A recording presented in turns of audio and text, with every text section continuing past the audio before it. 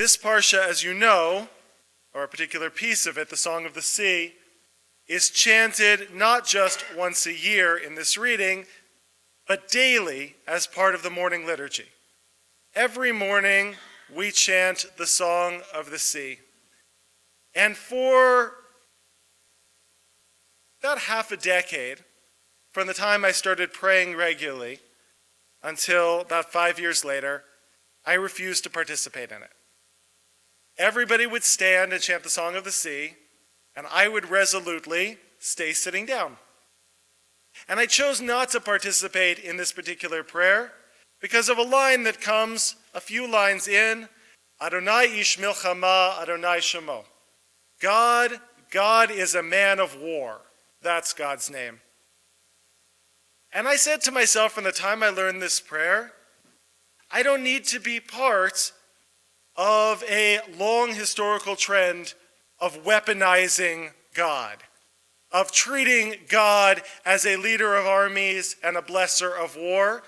I've certainly seen enough of that in the ways that it's impacted my country, in the ways that it's impacted Israel as our second home, in the ways that it's impacted this whole world.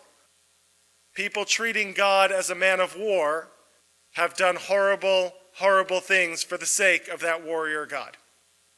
And so for years I sat it out. Just didn't want to participate. And then in my second year of rabbinical school, a student a year ahead of me got sick with leukemia. He had 3 small children, and he fought for 8 months, and then he died.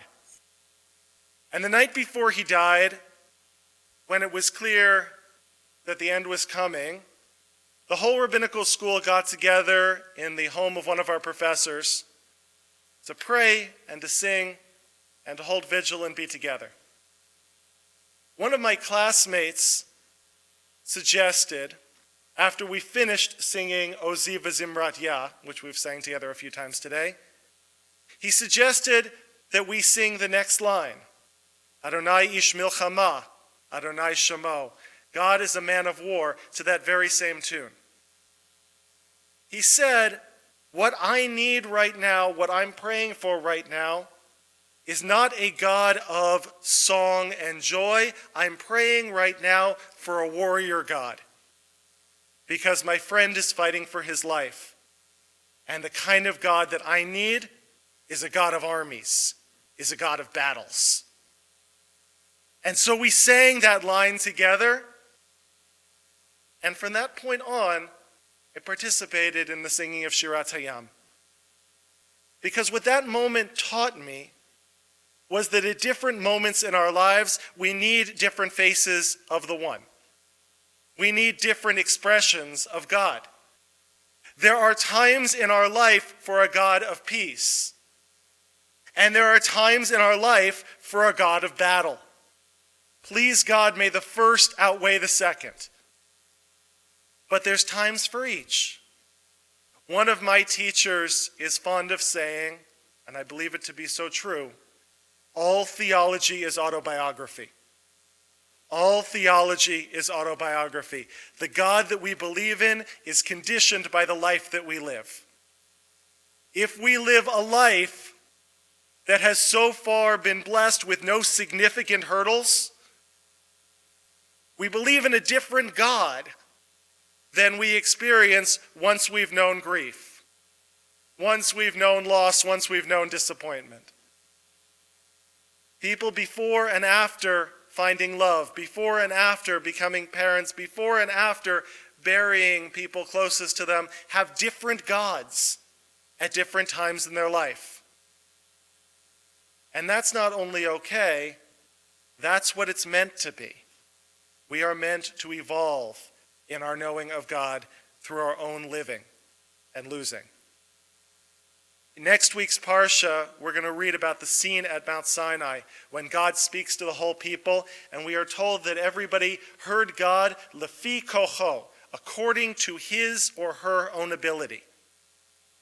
Each one of us heard the same voice, but each one of us heard it differently, according to each one's individuality. The Midrash in Pesikta to Rav Kahana 5th or 6th century Midrash says, don't be amazed at this. For indeed, when the manna fell, each person tasted manna, and it tasted differently in their mouths. To babies it tasted like mother's milk, and to children it was sweet, and to elders it was savory. Know then, the Midrash says, that just as the manna tasted differently in each person's mouth according to their stage of life, so too did God's voice ring differently in each person's ear in accordance with their stage of life.